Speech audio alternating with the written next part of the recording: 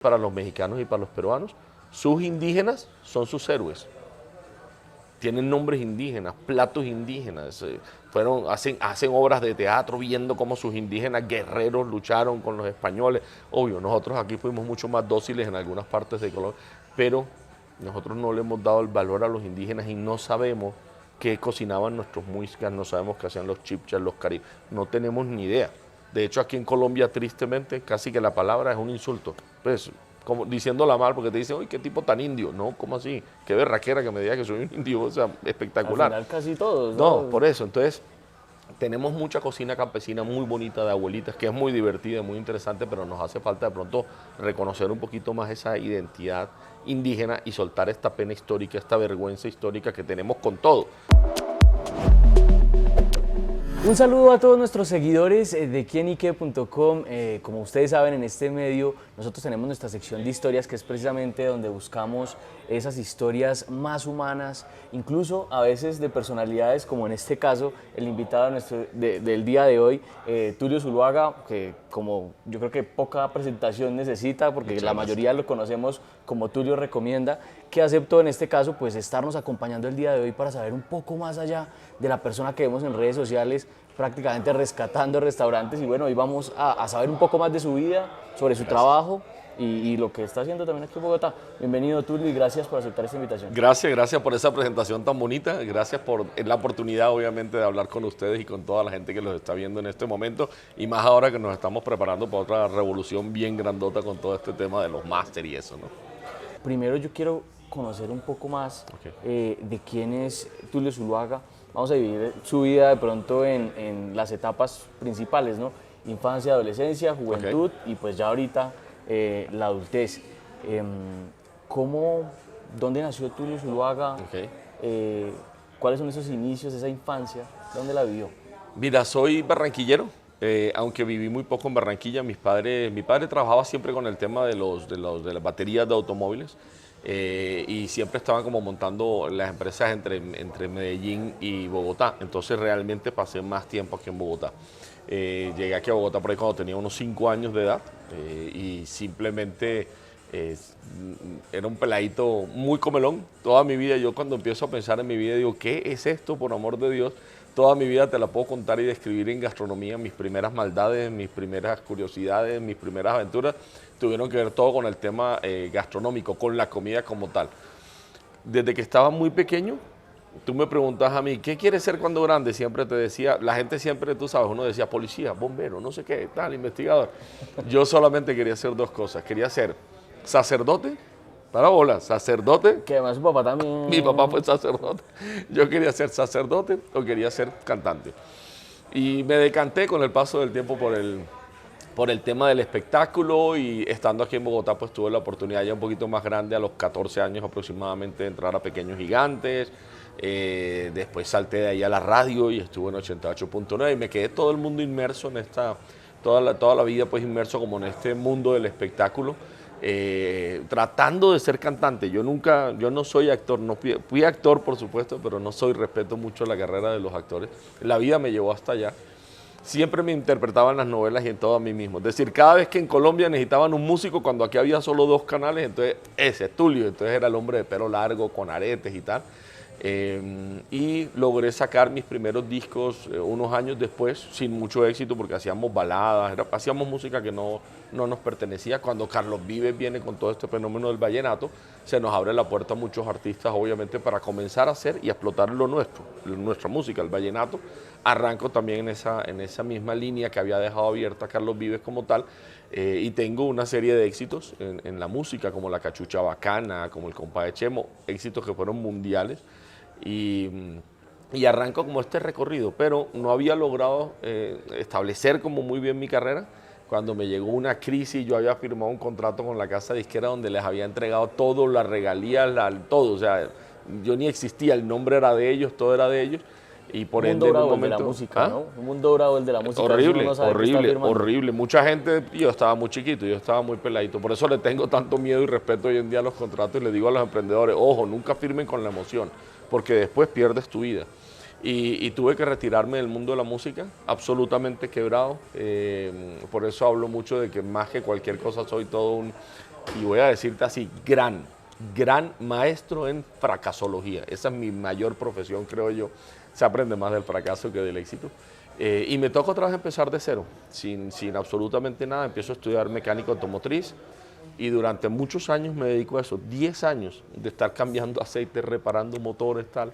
Y terminé después manejando una concesionaria de automóviles y luego en otra crisis vuelvo nuevamente a la televisión, pero en este caso vuelvo a la televisión ya con el tema gastronómico, que me gustaba mucho, no por invento mío, pues ni más faltaba.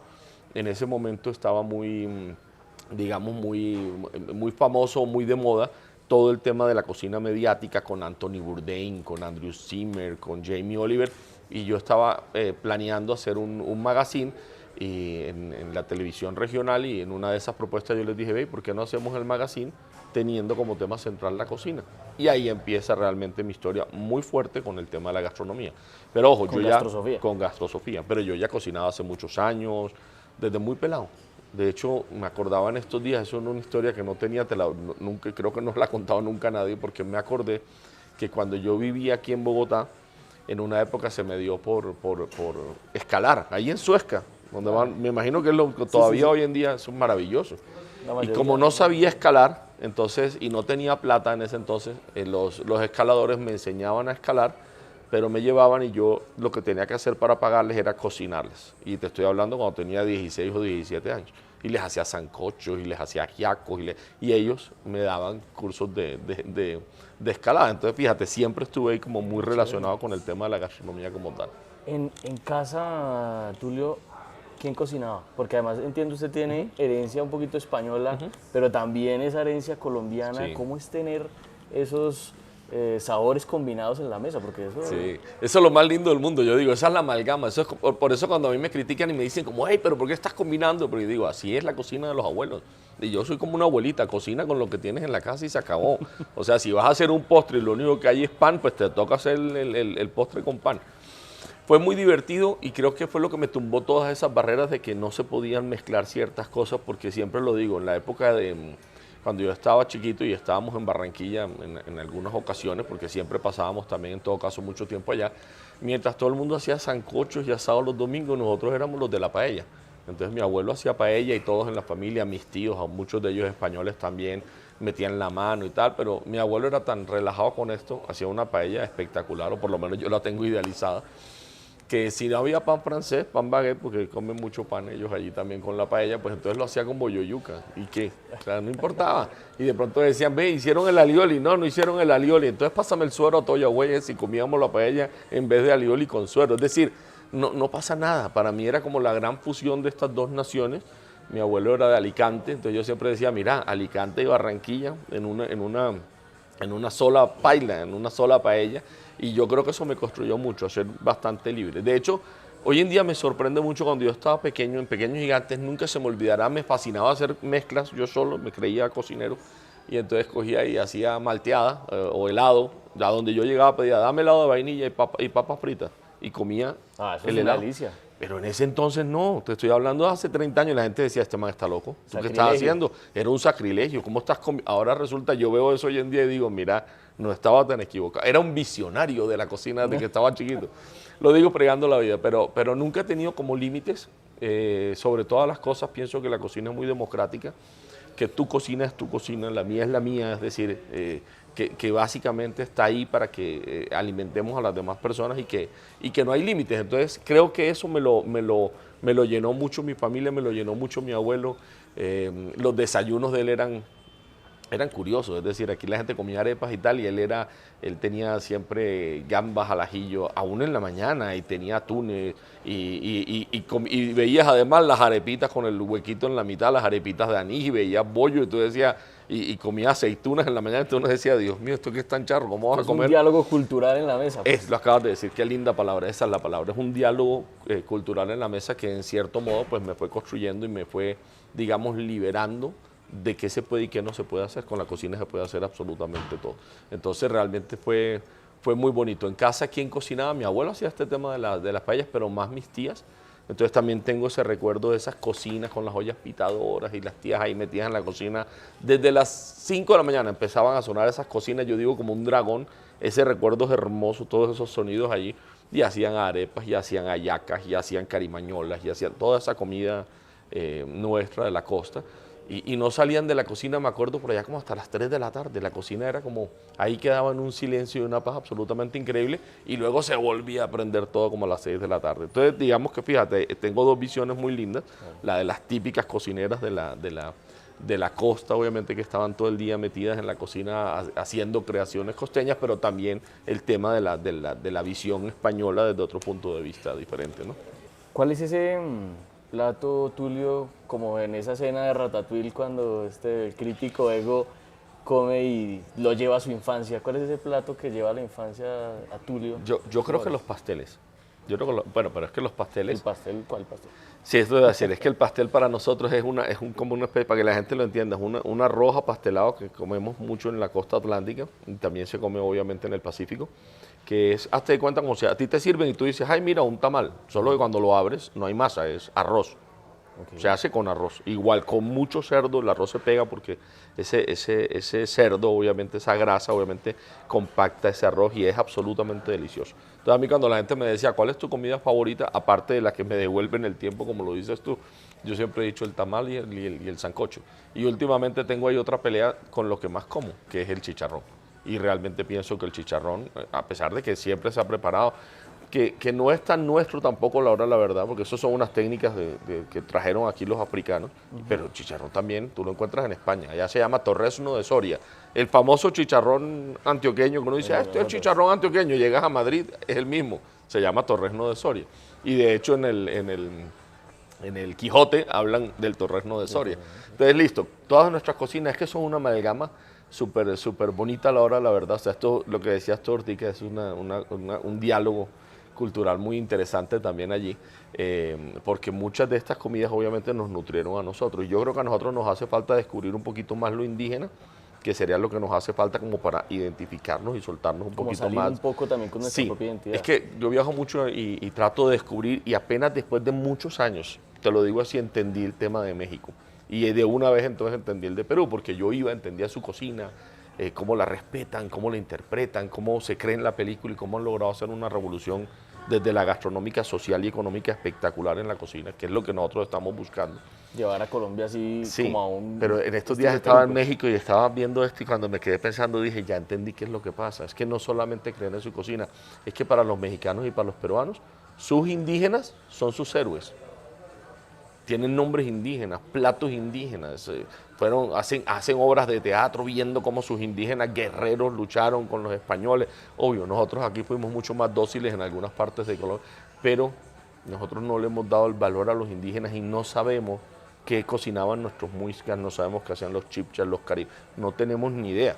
De hecho, aquí en Colombia, tristemente, casi que la palabra es un insulto. Pues, como diciéndola mal, porque te dicen, uy, qué tipo tan indio. No, ¿cómo así? Qué berraquera que me diga que soy un indio, o sea, espectacular. Al final casi todos, ¿no? No, por eso. Entonces, tenemos mucha cocina campesina muy bonita de abuelitas, que es muy divertida, muy interesante, pero nos hace falta de pronto reconocer un poquito más esa identidad indígena y soltar esta pena histórica, esta vergüenza histórica que tenemos con todo. Por eso es que el colombiano mira hacia afuera y wow, todo lo de afuera es espectacular, la comida, la gente que viene. Aquí nos derretimos cuando alguien te habla con un idioma, con un acento completamente distinto. Hay que creerse un poquito más la película, querernos mucho más y eso trasladarlo obviamente a la gastronomía, a la cultura, para que las cosas nos comiencen a funcionar pues con muchísima más fuerza. Entonces fíjate que ahora que te hablaba del pastel, del tamal, en cierto modo eso tiene un tinte más indígena que cualquier otra cosa. La cocina en hojas nos pertenece demasiado y eso es nuestro y eso es de los indígenas. Obviamente eso está amalgamado porque, como te decía ahora, el chicharrón, casi todo lo han traído los españoles y el pastel como tal, si tú te pones a verlo, bueno, el arroz es asiático, las carnes que van ahí, el cerdo, la trajeron los españoles. Yo no sé si tú sabes que si los españoles no llegan a estas tierras estaríamos comiendo caimán, culebra, manatí, porque realmente son ellos quienes traen los cerdos, las gallinas y la carne de res y las vaquitas, por decirlo de alguna manera. Pero la técnica como tal, esa técnica que tenemos que salvaguardar, la de cocina en hoja, es nuestra y es indígena. Entonces hacia allá es como hacia donde tenemos que ir. Entonces a mí me fascina saber que justamente el plato que me conecta con mi pasado es un tamal prácticamente, o un pastel como decimos nosotros en la costa, ¿no? Bueno, una explicación bien interesante, además compleja, diferente a cuando uno le pregunta a cualquier persona cuál es su plato preferido. Es que la gente piensa, no, Tulio, como come en todas partes, va a decir que quizás un pato pequinés laqueado con unas trufas del Perigord. Digo, no, no, sancocho. Mi suegro decía algo muy bonito, suena duro, pero es verdad. Dice, no, no, no. A mí póngame, él siempre decía frijoles y no sé qué tal. Y uno decía, ¿pero por qué? Dice, al marrano con lo que lo criaron, carajo. Me parecía muy, muy gracioso, claro, porque cuando tú comes lo tuyo, realmente, yo sé que puede sonar raro, pero cuando tú comes lo tuyo, es es una relación completamente distinta con la cocina. Es como la cocina que habla de ti es la que más te va a hacer feliz. No hay vuelta de página. Nunca te vas a sentir igual comiendo sushi o comiendo pizza o comiendo, porque quizás eso no te pertenece tanto. Eso llegó, eso no está en tu ADN. Pero por eso la gente cuando le sirven un sancocho, pues de verdad se elevan. O sea, realmente les gusta porque sigue eso que tú dijiste. Hay un diálogo, pero en este caso de la cocina tuya con tu propio espíritu, ¿no? Tulio, es bien conocido que usted es una persona muy familiar, ¿no? De hecho, también su familia hace parte del éxito que es ahorita Tulio Recomienda. Y también sus padres tuvieron una historia de amor bien interesante que yo creo que al final también explica mucho de cómo Sí, es sí. Tulio Recomienda en su familia. Si tuviéramos que hacer una comparación entre la cocina y la vida familiar, ¿cuál sería? ¿Cuál es ese secreto para la vida familiar? Yo creo que para todas las cosas, y lo digo mucho últimamente, es pensar primero en el otro. O sea, yo cuando estoy cocinando, yo no estoy cocinando para mí. Yo cuando estoy cocinando, o sea, tú me ves en mi cocina y o sea, para mí lo más interesante es que luego cuando yo les sirva a ellos y les diga, mira, prueba esta receta y la prueben, les encante. Entonces yo nunca estoy cocinando para mí. Y creo que hoy en día eso es uno de los grandes errores que ahí ya te lo voy a enlazar con la pregunta porque básicamente eso. Entonces en el matrimonio yo saqué una frase para eso y siempre decía, ya entiendo, porque Aleja y yo llevamos 28 años. Pero lo grave de llevar 28 años no es solamente los años, sino estamos siempre juntos. Es decir, ella es verdaderamente, tú lo recomiendas, ella maneja la empresa, maneja todo el tema de impuestos, maneja todo lo que tiene que ver con contabilidades, pero además me graba, además es mi grabadora hoy en día porque en pandemia ella que era tan seriota con el tema de los números, no podíamos salir de la casa, empezó a grabarme, le gustó y ahora ella es generalmente la que viaja conmigo y la que hace las grabaciones. Yo siempre decía, el secreto de esta felicidad familiar, igual en la cocina, igual en lo que tú hagas en los negocios y todo, es pensar primero en el otro. Entonces yo decía, en 28 años nos llevamos tan bien por una simple razón, porque Alejandra piensa más en mí que en ella, o piensa primero en mí que en ella, y yo pienso primero en ella que en mí. Entonces nos vamos transformando y amoldando de una manera muy bonita. Entonces el secreto, si yo tuviera que decírtelo de verdad, familiar, cocina, es pensar en la otra persona. Es pensar cómo yo aporto a tu felicidad, cómo yo te ayudo, cómo yo te empujo para que tengas éxito. Si te pones a verlo, es la base de los másteres, es la base de todas las recomendaciones, es la base de todo. Yo no me dedico solamente a, yo quiero hacer esto porque sí, yo quiero preparar este plato porque sí. No, realmente para mí una receta es válida y sale al aire cuando la han aprobado mis hijos o mi esposa. Cuando prueban ellos y dicen, vuélveme a servir otro plato y digo, ya, esta cazuela está perfecta para tirarla al aire. Ayer hablaba con Carla Giraldo y me decía ella que quizás gran parte del éxito de las recetas de Tú lo recomiendo era eso, porque eran verdaderas. Yo no hago show con la cocina. Hay muchas recetas que yo a veces digo, uy, voy a hacer esto, no me salen. Y si no me salen de primerazo, porque no las practico, simplemente nunca las saco. A menos de que después aprenda a hacerla de otra manera. Porque siempre tengo la teoría, si yo tengo que hacer una receta y practicarla varias veces para que me salga, es una irresponsabilidad salir en un video, no, esto es así, miren qué tan fácil sale, no le va a salir a nadie. Entonces lo mío es un tema de, me acerco a la cocina pensando cómo yo le aporto a las personas que van a ver el video, cómo yo les ayudo a que realmente puedan cocinar. Y creo que esa ha sido como la base de todo. Entonces, si vuelvo a la pregunta para que me la entiendan muy bien, es pensar primero en el otro. Y con eso tienes tranquilidad y felicidad en la familia, tranquilidad y felicidad en los negocios, vas a ser exitoso y en la comida, pues así es. Las abuelas no cocinaban para ellas, las abuelas cocinaban para su familia y ahí es donde está el secreto de todo. Y con amor, además. Tulio, y respecto a esto de aportarle a los demás, yo sí le tengo la experiencia que detrás de cámaras le decía que le debía. Bueno, en su momento, con Fácil Cocina, para los que no cocinan, yo debo decir, en su momento lo conocía, pero no lo conocía tan. Yo, cuando fue la pandemia, Claro. pues en su momento, pues yo estaba estudiando afuera y duré 4 meses guardado en una habitación que ahí estaba la Claro. cocina, el baño y yo conmigo mismo. Yo dije, ya me estaba volviendo loco y yo dije, ¿qué voy a hacer? Y lo único que dije, bueno, un día viendo Facebook, de la nada empezaron a aparecerme muchos videos de Tulio Recomienda de fácil cocina para los que no cocinan. Yo dije, pues voy a poner a cocinar. Y cociné las dichosas arepas que le han traído tantos problemas. Sí. También un pastel que hice con tortillas ahí, las que se compran en el supermercado. Sí.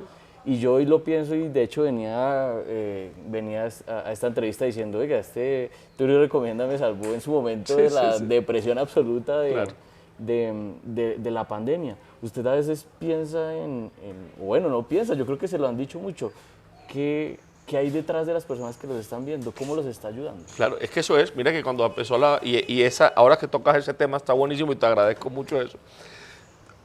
Voy a contarte la historia, si tú lo recomiendas, ciertamente así como tú lo has dicho, pues venía hace muchos años, es que yo llevo muchos años en este tema, pero realmente hubo una gran explosión en la cuarentena, en la pandemia.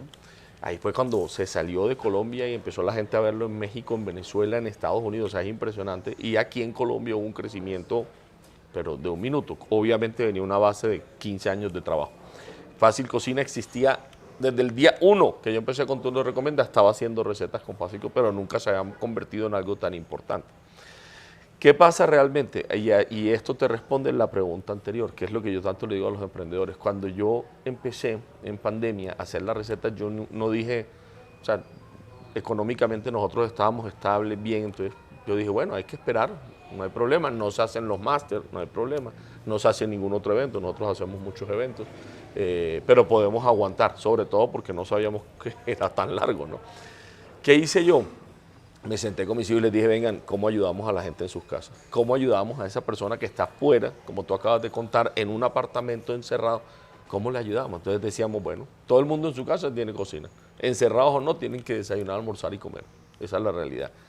¿Qué les hacemos? Metámonos con fuerza con Fácil Cocina y hagamos algo que nadie ha hecho. Vamos a hacer recetas todos los días, porque hasta ahora se hacían recetas una vez a la semana, tal.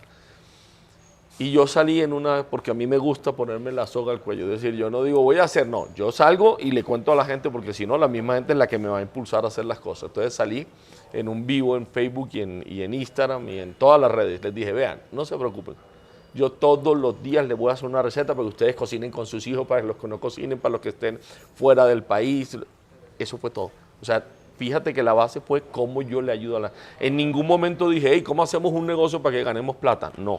Nunca, yo ni siquiera pensé que yo iba a tener patrocinadores, no, yo dije vamos a hacerlo, si tú ves todas mis primeras recetas son solamente recetas libres de patrocinio y arrancamos. Me hubiera servido que alguien me hubiera dicho que iban a ser 500 días encerrados, porque yo salí comprometiéndome, pero pensé que eran 15 días, yo tenía 15 recetas, dije va, tranquilo, yo estos días yo le voy a hacer recetas, cuando me vine a dar cuenta, estaba haciendo recetas diario, y en cierto modo empecé a darme cuenta que de verdad estaba impactando la vida de las personas. Vino el caso del mejor helado del mundo y toda su historia. Entonces, ¿qué pasó? Saqué un helado, la gente empezó a hacerlo mucho, que la receta es muy fácil, son 4 cucharadas de crema de leche, 2 de leche condensada, unas goticas de vainilla, revuelves bien, llevas al congelador y te juro, ¿lo has preparado o no? Ese sí no. Pero tienes que, mira lo fácil. Yo hacía arepas de huevo todos los días, se lo puedo grabar. La única forma que sé hacerlas. Tienes que probar la del helado, o sea, es realmente impresionante. La metes en el congelador, 40 minutos. Cuando sacas eso, así, esto es un gelato italiano, no es un gelato italiano que me matan los italianos, pero es una cosa loca. Era una cosa tan loca que mi suegra, cuando empezaron a dejar salir va a un supermercado y le dice en el supermercado, ve, es que no hay leche condensada. Ahí es donde hace boom todo el tema de la cocina de Tulio. Dice, ve, es que fui a la vitrina y no hay leche condensada. Y la niña de la caja, sin saber quién era ella, le dice, pues no, porque un tal Tulio Recomienda, se le ocurrió que hacer un mejor helado del mundo y entonces ahora como que todo el mundo lo está haciendo. Entonces agotó la leche condensada. Fue un chiste, ya viene, me lo cuenta y yo escribo la historia. Pero chiste, yo que me iba a haber imaginado que eso podía ser verdad, todavía ni siquiera me lo creo, pero cuento la historia y cuando cuento la historia empieza toda Colombia, de todas partes a escribir, uy, yo estoy en Yopal y el señor de la tienda dice exactamente lo mismo y tal, y comenzó todo el mundo y de pronto, boom. Al día siguiente empezó el chisme por todas partes. Causó la crisis de la leche condensada. Agotó la leche condensada, y nadie lo desmintió nunca y de verdad los grandes supermercados me decían, Tulio, Cuando tú estás sacando recetas, nosotros, o sea, ¿qué sacó tal? No, nosotros fortalece ese producto de una vez porque se va a mover con fuerza. Y a partir de ahí empezaron a aparecer los patrocinadores. O sea, ahí sí, ven, yo quiero trabajar con Tulio, y mi vida cambió, porque yo no estaba enfatizado en hacer recetas y en tener patrocinadores para las recetas. Y esto fue un cambio de vida completamente distinto y de repente entonces ya estábamos transmitiendo desde Estados Unidos, desde México, desde Venezuela, o sea, transmitiendo para una cantidad de países que no nos imaginábamos a los que íbamos a llegar con tanta fuerza, ¿no? Tu listo de los patrocinios me parece bien interesante porque, digamos, también para responderle la pregunta a muchas personas, ¿qué responsabilidad aplica usted al aceptar un patrocinio? Okay. Y también dejar claro que usted, por ejemplo, para el tema de las visitas a restaurantes, reseñas, usted nunca acepta ni un solo peso. Pero eso no me lo cree nadie, eso no me lo cree nadie. Todo el mundo dice, no, este Tulio le pagan un montón de plata por sentarse en los restaurantes. No es real. Yo digo, puedes averiguarle, le digo a las personas, pregúntale a todos los dueños de restaurantes. De hecho, ni siquiera conozco a muchos de ellos. Desde que yo empecé, inicialmente cuando empecé con el tema de las recomendaciones, yo a lo que me dedicaba era hacer eventos en algunos restaurantes. Pero con el tiempo tuve que desligar eso también porque la gente le causaba suspicacia. O sea, ¿sí me entiendes? Estaba haciendo un evento en este restaurante, entonces, pero solamente lo hacía en los lugares que me gustaban mucho. Pero eso fue hace 15 años. Después cambié y dije, no, aquí el tema debe ser es que todo el mundo tenga acceso a este tipo de recomendaciones y van a ser absolutamente gratuitas. Y con los años ahora se voltearon, ahora yo les llamo aporte social. Porque si tú ves todo lo que tiene que ver con videos, con publicaciones, la aplicación, todo es absolutamente gratuito y eso jala recursos con mucha fuerza. Entonces yo lo que hago es tomar recursos de mis patrocinadores, que esa parte creo que como empresa es muy bonito ese aporte social, porque con los recursos de los patrocinadores nosotros realmente sostenemos toda la otra parte, restaurantes, emprendedores, todo lo que tiene que ver con el tema comida hecha. Nunca en la vida tienen que pagar nada. Todos los días a mí me llaman, Tulio, pero mira, tengo un restaurante, ¿cómo hacemos un negocio? No, no podemos hacer negocio. Las recomendaciones son gratuitas para que nunca en la vida tú puedas decir como, ah, claro, es que le pagaron y por eso recomendó un restaurante que no era tan bueno. No, y me da a mí la libertad de trabajar como me gusta trabajar, es decir, voy, me gustó, lo cuento, le hago video, lo saco, lo monto en la aplicación, en la página web. No me gustó, me quedo en silencio, no pasó absolutamente nada y tengo esa libertad, que esa parte es muy bonita a la hora de la verdad. Y para los patrocinios funcionó, o sea, los patrocinios obviamente de cocina, ellos sí tienen unos pagos, que es lo que sostiene todo esto, además de los máster. Pero ahí sí tengo lo que yo llamo las 4 ventanas de la verdad y es real. Y yo creo que por eso llevo tantos años. Los patrocinadores que entran aquí no se van, es impresionante. O sea, llega como, ve, entro 2 o 3 meses y de repente vienes a ver y llevamos 5 o 6 años trabajando juntos. ¿Por qué? Porque los paso por las 4 ventanas de la verdad. Yo siempre me pregunto es, 1, ¿te tengo en mi despensa? Ah, sí, bueno. 2, ¿confío tanto en ti que te serviría a mis hijos? ¿Sí? O sea, ¿cocinaría con tu producto para mis hijos? Si la respuesta es sí, vamos en 2. 3, ¿eres el mejor o uno de los mejores obviamente en tu esquema? Sí, bueno, ahí tenemos 3 preguntas. 4, ¿realmente al yo hablar de tu producto voy a poder aportarle a la gente algo? O sea, ¿realmente la gente va a sacar beneficio de esto? Si tú cumples esos 4 parámetros, eres patrocinador de Tulio Recomienda. Y muchos aquí lo van a entender, porque todos los días también, tú lo ves, en mis oficinas ya lo aprendieron, pero antes eran frustrados las personas de ventas porque llegaban, no, tengo un super patrocinio con tal producto, y yo siempre les digo, no es un producto malo, pero yo no lo uso. Yo cómo voy a hablar, pero es que no importa, todo el mundo, no, yo no, tiene que ser que te tenga mi despensa. Si tú vas a mi casa, te vas a dar cuenta con las carnes que yo cocino, son las carnes de las que hablo. Te vas a dar cuenta que las salsas que utilizo están en mi despensa y son las que utilizo. Te vas a dar cuenta que el arroz es el único que yo como, es ese específico. Entonces, es una carga ahí bastante real que yo creo mucho en la energía, creo que por eso funcionan tan bien.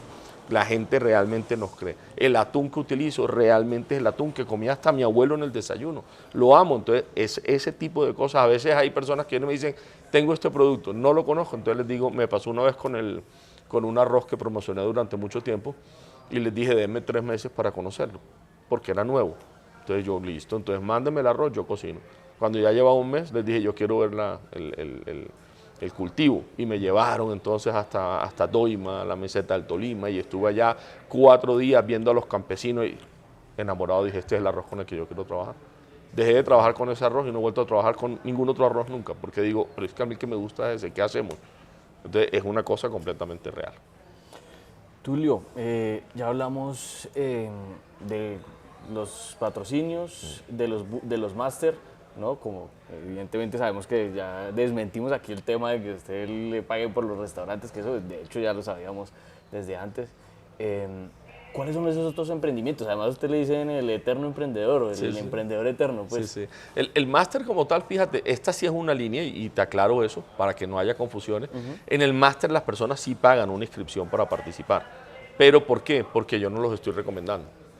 El máster nace, desde que nace en el 2017, era una fórmula también como para decir, dejemos que Colombia nos ayude, ¿sí? Y ellos mismos también elijan los sitios que les parecen los mejores en el tema hamburguesa, y luego en el sushi, y luego en el pizza. Es una plataforma de mercadeo tremenda. Es impresionante. Realmente no es un tema, cuando a mí me dicen, yo digo, el máster no es para vender hamburguesas. Y la gente dice, pero se venden 2 millones de hamburguesas, pero no está creado para eso. El máster nació básicamente para apoyar una serie de restaurantes y darles un impulso y que la gente venga y los conozca y pase a la puerta y les dé la oportunidad de crecer después. Yo no miro el máster, es que esa es la diferencia. Muchas personas no lo entienden y piensan que solamente es un evento donde venden unas hamburguesas económicas. Eso no es el tema. Nosotros hacemos el evento, yo estoy obviamente 100% centrado en el tema de cuando está el evento, en hacer publicidad, en moverlo, en que sea un fenómeno, pero lo que más me interesa es que la gente se enamore de los sitios.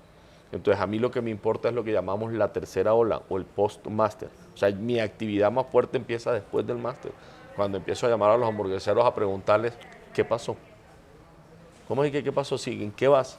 No, Tulio, o sea, tenía un local y ahora ya tengo 2, ya tengo 3. Éramos una pareja de esposos trabajando en el primer máster, ahora tenemos 30 empleados, tenemos 5 lugares, o me llaman llorando a decirme, porque no me lo dicen antes, sino yo ya iba a cerrar mis puertas, estaba absolutamente quebrado. Tengo plata y tengo clientes para abrir 2 locales más. Entonces la figura realmente es muy bonita, es así. A veces eso causa confusión porque la gente dice, no, que no, Tulio no cobra para los restaurantes. No, las recomendaciones no, pero la plataforma ya de mercadeo como tal del máster sí, porque se necesita un movimiento gigantesco y no hay una recomendación como tal directa de Tulio, sino es la misma gente la que está eligiendo cuáles son sus mejores lugares. Tulio, maestro en fracasología. Sí. ¿Cuál es el mayor fracaso de Tulio Zuluaga, más bien, hasta este momento? Pero también una pregunta, ¿cómo hace para siempre levantarse de esos fracasos? Yo soy muy animado, pero esa pregunta sí no me la había hecho nunca nadie. ¿Cuál habrá sido mi mayor fracaso? Yo creería, pero es que yo no los veo así. Para mí todos, o sea, yo todos los días fracaso un poco y todos los días triunfo un poco. Yo creo que si uno tuviera que verlo en volúmenes, el que más cambió toda mi vida quizás ha sido el fracaso más grande mío, el tema de saltar de la música a cambiar aceites en las calles. Pero es que yo no lo veo tanto como fracaso, sino como aprendizaje. Hay muchas personas que me dicen, qué palabra tan fea, ¿por qué usas esa palabra de fracaso? Digo, porque me interesa que la gente no tenga miedo a la palabra, ni al concepto, porque muchas veces tú no logras avanzar en esta vida porque le tienes demasiado miedo al fracaso. En cambio, no. A mí me dicen, y yo a veces lo pienso internamente, digo, seguro que voy a fracasar con este proyecto, pero aún así me lanzo al agua. Cuando tú pierdes ese miedo, te sorprendes. O sea, el mayor ejemplo es el Burger Master. El Burger Master, si tú, esto tampoco yo creo que lo he contado mucho que digamos, si tú te pones a investigarlo, yo lo lancé en el 2017 y al mes lo cancelé.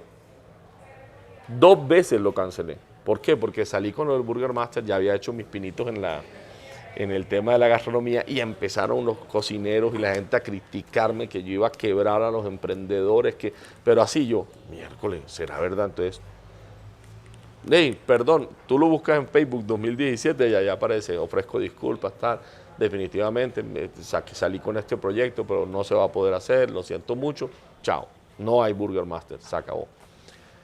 Luego, como al mes, se reúnen los hamburgueseros, Tulio, de verdad, necesitamos esto del Burger Master, ayúdanos y tal, y lo volví a lanzar.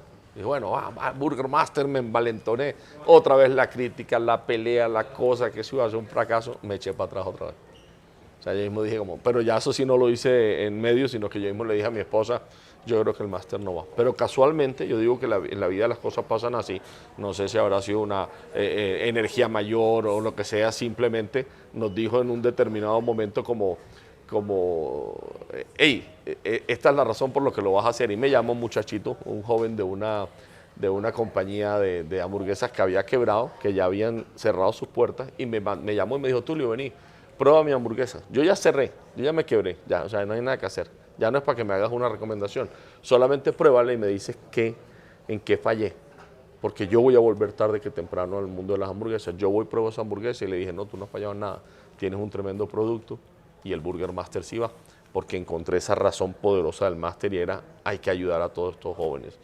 Sale el Master y hoy en día ese restaurante, que te puedo decir el nombre, se llama The Grill Station. O sea, increíble, ya estaba cerrado. Tiene hoy en día 6 locales en Medellín.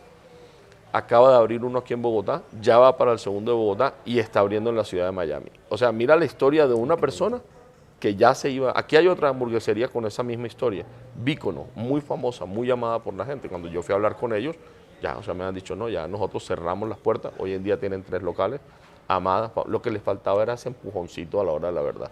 Entonces, imagínate donde de verdad por miedo yo hubiera decidido no hacerlo, no estaríamos aquí sentados seguramente hablando del máster. Entonces, fracasos hay todos los días. Pero ya para redondearte eso, realmente creería que ese salto de la música, sobre todo para la gente. Yo tuve que escribir una carta y ahí nació el tema del fracasado, donde decía, yo no fracasé, hice todos los cambios por amor. En ese entonces yo mismo me resistí al fracaso. Pero me daban tanto palo en las redes sociales porque la gente era, no, es que cómo sería de malo este man cantando que le tocó, la gente es cruel, que le tocó quedarse cambiando aceite y lo tomaban como burla. Y yo decía, pero es que para mí no hay, este trabajo no es indigno. A mí lo indigno es no intentar, no trabajar, no luchar. Para mí ser mecánico automotriz es tan importante como ser cantante. Y de hecho era mucho más interesante en su momento, pero para la gente no. Entonces la gente era fracasado, hasta que un día escribí un artículo que se volvió muy viral, muy famoso, y yo creo que ahí es donde yo empiezo a dar los primeros pasos a nivel nacional del tema de gastronomía. Salí en un artículo donde dije, oye, después de tanto tiempo, es verdad, sí, lo acepto, soy un fracasado. Y cuento toda una historia de por qué realmente hice todo esto que te he contado ahora. Y a partir de ahí la carrera de Tulio Recomienda, digamos, comienza a coger un poquito más de forma a nivel nacional y no solamente local. No, y Tulio, la palabra fracaso esto es una modestia, ¿no? Porque además usted, estando en la música, ¿no? Estuvo con esto de, mi papá lo recuerda por lo de DJ Tutulio. Tulio se lo haga, sí. Y bueno, también cosechó éxitos en su carrera como cantante, que bueno, que no terminó como que, sí. Y en el tema de la mecánica automotriz, pues también tuvo su concesionario, fue ¿no? muy bien, sí. Cuéntenos esa experiencia de cuando compartió escenario con Celia Cruz. Eso fue de las cosas más lindas y graciosas también, porque yo apenas, o sea, estaba sonando La Cachucha Bacana en Estados Unidos, me invitan a un espectáculo y yo llego en Univisión y me subo a escenario y empieza a sonar la música y yo veo que todo el mundo empieza a ponerse de pie y yo, ¡oh!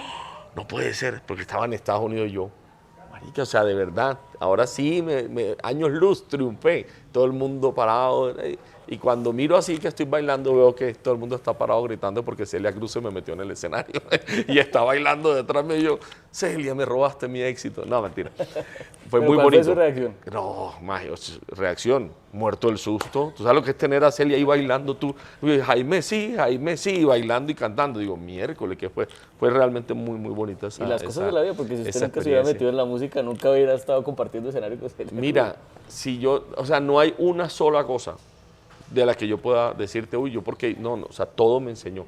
Si yo me pongo a reflexionar ahora contigo y empiezo a decirte, mira, ¿por qué tuve que haber pasado todo lo de la televisión? Y tú miras, transpórtalo a mi mundo hoy en día. ¿Por qué tuve que ser locutor? Transpórtalo a mi mundo hoy en día. No me ven el polvo cuando estoy produciendo. ¿A qué me refiero con eso? Yo salgo, y lo digo con respeto, porque entiendo cómo se mueve el tema de las grabaciones y la televisión, pero salimos a hacer unas crónicas en México, y yo voy con 5 o 6 productores, con diferentes canales, y los que nos llevan son felices, porque resulta que yo voy a un restaurante y todo el mundo hace tomas y tal, y yo hago mis tomas calladito, tal, no sé qué, y en 1 hora el video está publicado. Y todos los demás son como, pero hey, nosotros nos demoramos un día mientras editamos, bajamos material, le ponemos música. Claro, yo soy una maquinita para esto, soy mi propio locutor, soy mi propio editor, soy mi propio camarógrafo. Entonces, digamos, entre comillas, que esto me da una serie de ventajas para trabajar rápidamente. Y no solo subí un video por día, ¿cómo hace? 3 a veces. O sea, tú te subes y dices, este man, ¿cómo hace? Por eso justamente. Es decir, porque se ha levantado en la mañana y dice como, hoy estoy... Porque la cocina también, o sea, pues según mi parecer, la cocina, así como cualquier actividad creativa, también es un tema de estado de ánimo, ¿no? A veces uno no está de ánimo y También. ¿cómo haces Te un día? toca sacar el ánimo y yo te voy a explicar por qué. Hace muchos años yo estaba hablando de eso y dije, es verdad, porque yo voy a las abuelitas y las abuelitas dicen, mijo, si estás de mal genio no trates de hacer un soufflé porque no te sube. Y es verdad.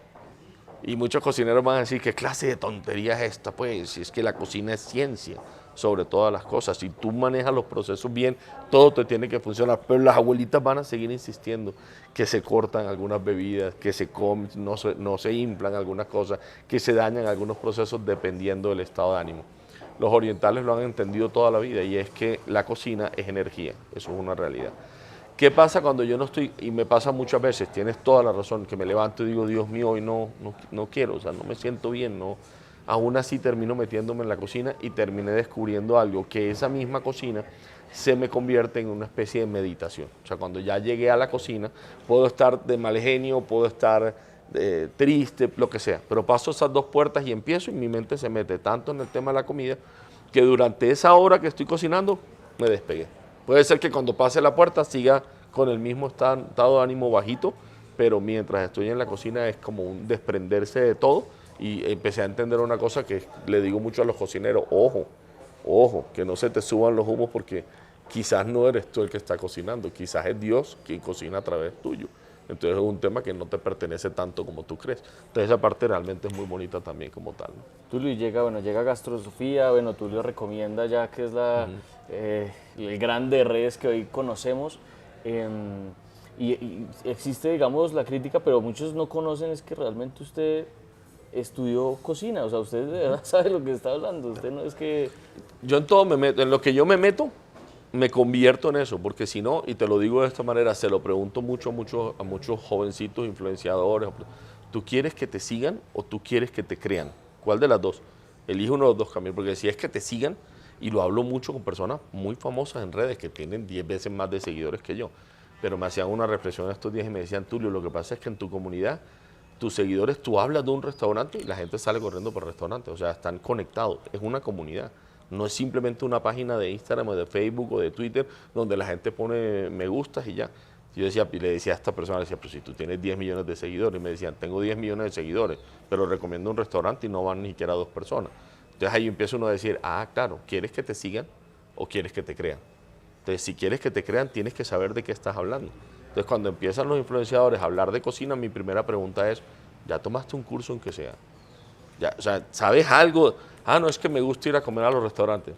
No, eso está bien y te lo respeto, pero tienes que prepararte un poquito, ¿sí? Para que puedas entender, porque el tema de la gastronomía no se trata solamente de me gusta o no me gusta, se trata también de entender los procesos, de conocerlos. Entonces, ciertamente estudié todos los diplomados básicos de cocina de la Mariano Moreno y luego me hice especialista en el SENA, en gastronomía colombiana. Todavía me falta mucho. Ese título es un título muy grandote, pero porque te aseguro que desconozco más del 60% de la verdadera gastronomía colombiana. Estoy trabajando en ello, pero siempre, siempre, siempre tú tienes que tener una base. Si no tienes una base, te destruyen en un segundo. Esa es la realidad. Por eso soy tan respetuoso. Mira ahora que tú dijiste lo del arepa de huevo. No se llama la arepa de huevo, se llama la arepa tú.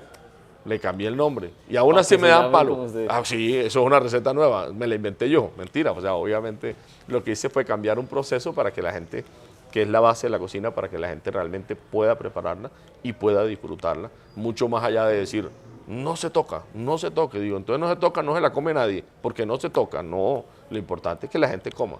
Además, no sé si te pasa a ti, pero a muchas personas les pasa que arrancan haciendo la arepa así, pero después empiezan a poner como reto que la quieren hacer ya original. Y por lo menos, digamos, hay una reflexión y un intentarlo cuando antes ni siquiera lo hacían. O sea, Yo le tenía miedo al aceite, ¿sí? ya no le Ya no, yo, por yo eso. después ya hacía las arepas de huevo Así casi es. diarias. Así es, el tema es que te puedas enfrentar tranquilamente y que no haya absolutamente ningún problema. Pero para poder hacer eso, obviamente, de una manera responsable, tienes que tener una base. Así sea chiquita, pero que tengas una base. Entonces, igual, mira, yo me metí en el mundo de los carros, estudié mecánica automotriz. Creo que eso lo aprendí del pasado, porque me fui metiendo en el mundo de la televisión y todo, pero yo nunca en la vida estudié para ser actor ni nada, y siempre tuve unas falencias muy fuertes. Eso no me vuelve a pasar. Si yo te digo, voy a hacer algo, lo primero que hago es empezar a estudiarlo, probarlo, comprobarlo. Ahora soy, bueno, toda la vida he sido muy fanático de las motocicletas Harley, de las motos en general. hoy en día soy la imagen de ellos y vivo todo el día estudiando cosas de motocicleta. Entonces que tú vas a decir como, pero ¿y por qué? Ya eres la imagen, no. Yo quiero que si tú me preguntas, yo te pueda decir, mira, lo que pasa es que esta marca tiene un sentido de emprendimiento muy bacano y tal, y te voy metiendo dentro de una historia para la que me he preparado y no solamente para sentarme sobre una motocicleta, ¿no? Tulio, ya vamos a ir cerrando, como que yo sé que usted tiene una agenda también ocupada. ¿Qué tiene que hacer un restaurante para que tú le recomiendas lo reseñe? Pero digámoslo en 3 consejos también para los emprendedores gastronómicos. ¿Qué hay que hacer para tener éxito? Mira, vuelvo y te digo, y voy a volver a eso como primero, pensar en los demás. Estamos en un momento de cocina. Ayer o antes de ayer fui a un restaurante, mi esposa me llevó y le dije, no, ya estoy cansado de esto, un poco agotado. No quiere decir que no sea muy valioso. Pensar primero de qué manera yo puedo sorprender a las personas, no solamente con el tema de la comida, sino también con el tema de la atención y del buen servicio. Entonces, ¿qué pasa? Qué rico, ahora resulta que los cocineros están muy metidos en el tema de yo quiero hacer y tú tienes que comer. ¿A qué me refiero? Ya llegas a los restaurantes y ya todo es, no, es que el chef hoy cambió el menú y según lo que él siente y quiere, entonces hoy va a servir. Entonces a veces uno dice, pues yo no quería comer pato, yo quería unas costillas, entonces digo yo mucho eso, piensa primero en los demás. Todo es válido porque hay restaurantes para todo lo que la gente quiera. Pero si yo estoy pensando todo el tiempo realmente en cómo yo voy a sorprender al otro, en cómo yo le voy a regalar un poquito de felicidad a través de la comida, ya está siendo exitoso. 2, indiscutiblemente eso. 2, prepárate. Yo lo veo mucho, ¿por qué? Porque el mundo de la comida es un mundo de emprendedores en gran parte. Muchos de los que están en el mundo de las comidas no son cocineros. No son cocineros. Jamás han abierto un libro de cocina ni siquiera para entender un poquito sus procesos y aún así preparan comidas y preparan hamburguesas y perros calientes y les va bien, pero nunca se han interesado en el tema. Entonces yo digo, si tú quieres tener un emprendimiento de largo aliento y no algo que tarde o temprano va a pasar de moda, así seas exitoso, prepárate. Se lo digo a muchos amigos, digo, ¿por qué sigues haciendo hamburguesas? Es que me va muy bien, mira las filas. Digo, pero nunca en la vida vas a ir a una escuela a que te enseñen bien el porqué de la carne, el porqué de la mezcla, cómo hacer un pan, lo que necesitas saber, muchos no lo hacen. Entonces, definitivamente tienes que meterte en la cabeza que te tienes que convertir en tu producto y que realmente para poder darle algo responsable a la gente, tienes que conocer al menos las bases, no hay vuelta de página. Y 3, que yo siempre estoy diciéndole a la gente y de verdad sé bondadoso con tu gente. ¿Sí? La gente que está dentro de un restaurante vive una vida bien demandante, por decirlo, o bien exigente. Las personas están en la cocina y los emprendedores y los empresarios, la mayoría, no voy a decir todos porque hay muchos que lo hacen muy bien, no se preocupan por su gente, son como si fueran números y ellos están allá todo.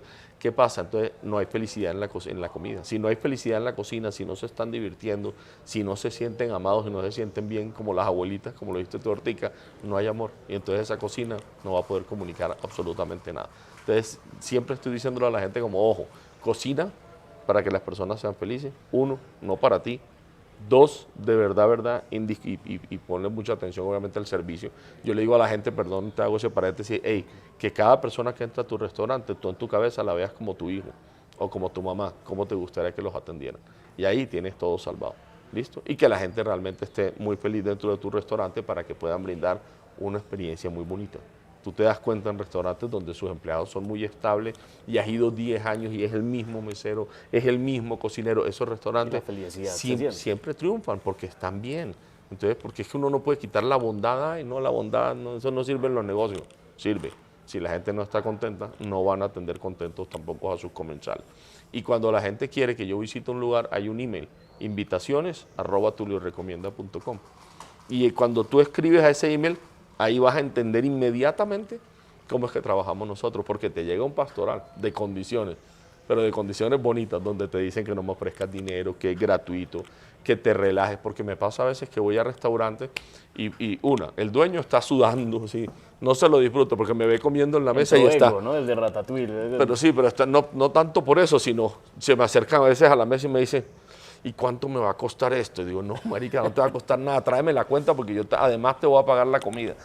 Y la otra, que suele pasar muchas veces muy insistentemente. Me pasó ayer, se me acercan a la mesa y vení, ¿cuánto te pago para que me ponga? Ey, que enojo, no me ofrezcas dinero que me ofendes. O sea, te lo acepto una vez que me lo digas, porque entiendo que la gente no logra comprender cómo yo puedo hacer un trabajo. Mi trabajo más grande, el 80% de lo que yo hago es gratuito y yo pago los aviones para moverme y los hoteles y el transporte de la gente. Eso no lo van a entender nunca en la vida, ni lo van a creer, porque es así de triste. Tengo familiares que ni siquiera me creen y digo, pero es la realidad, pregúntale a los dueños de los restaurantes. Entonces digo, de verdad, no me lo digas más de una vez.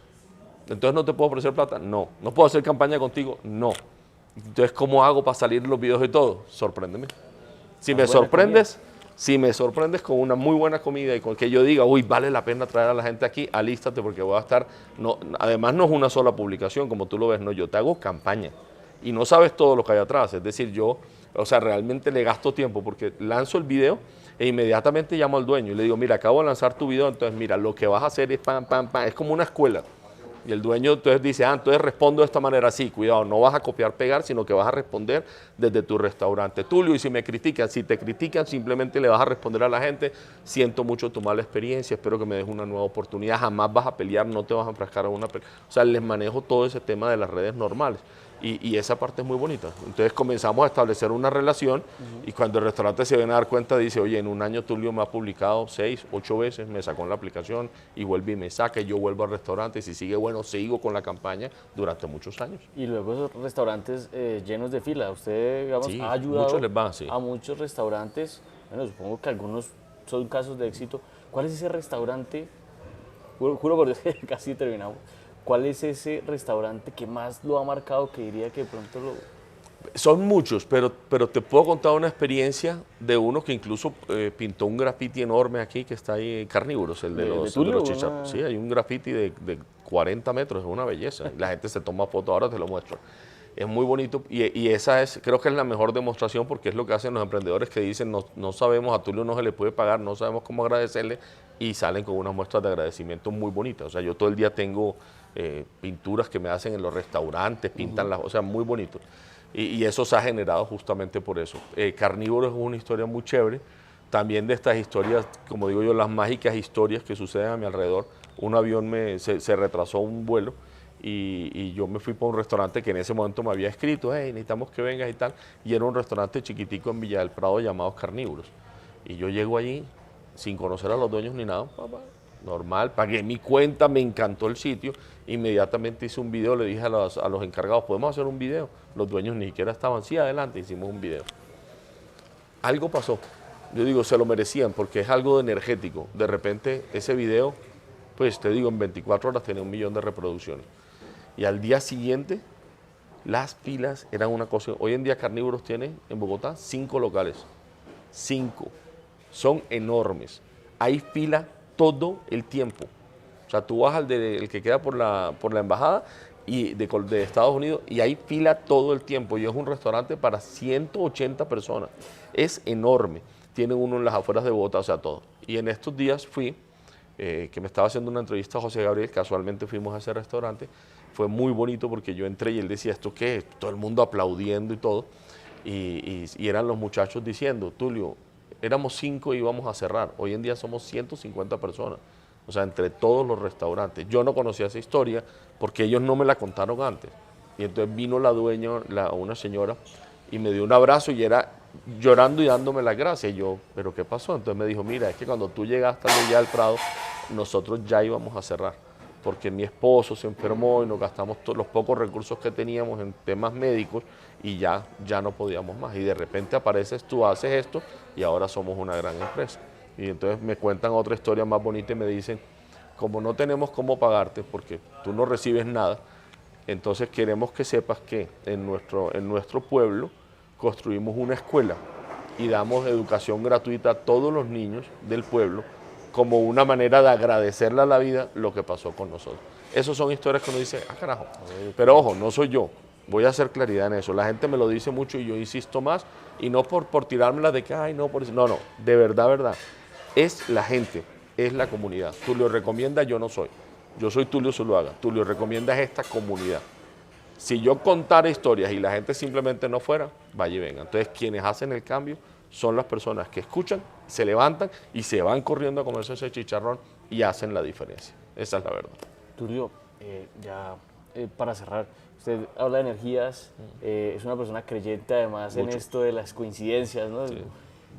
Y puede que en este momento algún emprendedor gastronómico que esté a punto de cerrar, de pronto que le haya enviado un correo o no se lo haya enviado todavía, y nos esté viendo en este momento y coincidencialmente esté viendo el video, ¿cuál es ese mensaje, usted que ya es maestro en fracasología, para que siga adelante, para que lo siga intentando y no cierre sus puertas? Mira, primero que se revise muy bien, porque a veces somos muy cerrados en que seguimos, o sea, seguimos luchando en una idea que definitivamente no prospera. Y uno puede luchar, pero también tiene que irse amoldando. O sea, tienes que saber cuando las cosas no las estás haciendo tan bien o la gente no las entiende tan bien. ¿Sí? No puedes estar toda la vida, 40 años luchando por una hamburguesa que todo el que la prueba no vuelve. Entonces uno dice, aquí pasa algo. Entonces hay que salirse de ese tema del emprendedor soñador y meterse un poquito más en el esquema del empresario que es capaz de autoevaluarse y decir, quizás el problema está aquí adentro. Listo. Uno, eso. Dos, si es por el tema de las visitas de Tulio, yo ya le digo a todo el mundo, mira, en este momento hay más de 7.000 invitaciones en Colombia. Como el tema es gratuito y la gente ya lo sabe, todos los días tenemos una oficina solamente que recibe correos.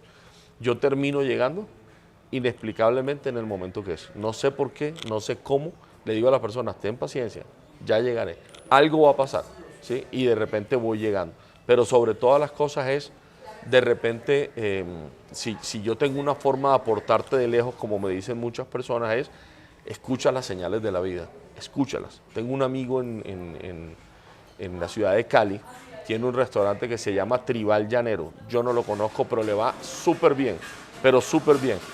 Y me decía, Tulio, tú me ayudaste. Yo le dije, no, si yo no conozco tu restaurante. Me dijo, mira, yo me quebré, pero me quebré del todo, absolutamente. Me dijo, y una noche, en medio de la quiebra, de haber perdido todo, estaba en el mundo textil, empiezo a llorar, y estoy ahí llorando y viendo Instagram, pasando videos y tal, y me quedé dormido con el teléfono en la mano. Dice, cuando yo abro los ojos a las 6 de la mañana, así me dijo, veo tu carota ahí, con el video de Carnívoros. Me dice, veo tu carota mostrando un chicharrón y yo no sé por qué en mi corazón es como si Dios me hubiera dicho, esto es lo que tú tienes que hacer. Dice, y al día siguiente empecé en el garaje de la casa a hacer chicharrones sin saber, viajé hasta Bogotá, comí en Carnívoros, les pedí que me ayudaran, no sé qué, y de repente 4 locales de Tribal Llanero muy exitosos en Cali. Entonces me dice, ¿viste? O sea, no es solo la recomendación, sino también el efecto. yo leí que la tiene. señal, yo vi lo que tú pusiste ahí, vi cómo crujía ese chicharrón, o sea, realmente, entonces, pero te digo, tienen que mirar muy bien lo que está pasando alrededor a la hora de la verdad, porque eso se puede convertir en inspiración y se puede convertir en camino también. Bueno, Tulio, ¿qué sigue para usted?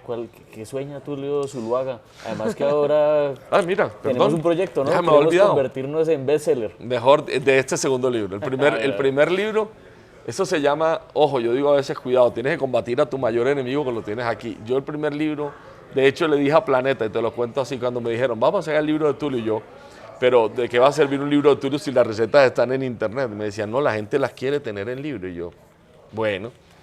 ¿Cuántos libros van a sacar de Tulio? Del primero, de Tulio en su salsa. Me dicen 5, perdón, les pregunto yo, ¿cuántos libros es bueno vender en Colombia? Me dijeron, hoy en día 5.000 libros, buenísimo. Y yo dije, bueno, ¿cuántos van a imprimir de Tulio? 12.000. Y yo, no, espera, qué vergüenza, se van a quedar con todos esos libros en la bodega. ¿Cómo se les ocurre? No, nosotros tenemos, o sea, tenían más fe ellos que yo en esto. Y de repente sale el libro, ¡boom! Primera edición, segunda edición, tercera, cuarta, tercer libro más vendido del país. Por eso durante casi 3 años no habíamos sacado un siguiente libro porque no podíamos pararlo. Y ahora nos vamos entonces con este, vamos a ver qué pasa. Son iguales, recetas facilitas, pero me encanta porque hablo de Colombia, de Venezuela, de Estados, son todas las recetas transformadas de grandes recetas, obviamente, del mundo, con todo el respeto también. Esto es algo así como la infancia de Tulio, ¿no? El diálogo cultural, pero en el libro. Más o menos, tal cual, lo mismo que siempre. Es decir, cómo yo interpreto y cómo logro que las personas puedan decir, oye, en estos días me pasó con una receta, estoy lejos de Venezuela y yo quisiera hacerme una cachapa. Y yo te enseño a hacer una cachapa remasterizada, le llamo yo, no es una cachapa de verdad, con unos truquitos, pero comes cachapa, como tú comiste arepa de huevo cuando estabas lejos de tu país. Esa es la idea de esto, es decir, es un libro para que la gente pueda cocinar las recetas de sus países aún estando lejos de ellos y mantenerlas vivas, ¿no? Bueno, Tulio, pues muy interesante. Gracias. Ya ahí claramente lo estaremos consultando, y algo que me parece muy interesante de todo esto es que al final, con toda esta conversación que hemos tenido, la demostración es: lo intentó, lo vuelve a intentar, Claro. lo intenta, lo intenta. Y seguiré. Y así es como llegamos a lo que es Hoy Tú Lo Recomienda. De verdad, muchísimas gracias por el tiempo para esta entrevista, por compartir con nosotros y con nuestros seguidores de quienique.com. Muchas gracias, gracias a todos, Dios los bendiga mucho. Bueno, muchas gracias también a todos los que nos acompañaron. Bueno, aquí tenemos esta historia que espero les haya gustado, y recuerden seguirnos aquí en quienique.com, donde saben que van a encontrar estas historias humanas de las personas que a veces nos falta dimensionar, precisamente en esa dimensión humana que muchas veces no conocemos. Muchas gracias. Y no olviden también que quienique.com es el placer de saber, ver y oír más.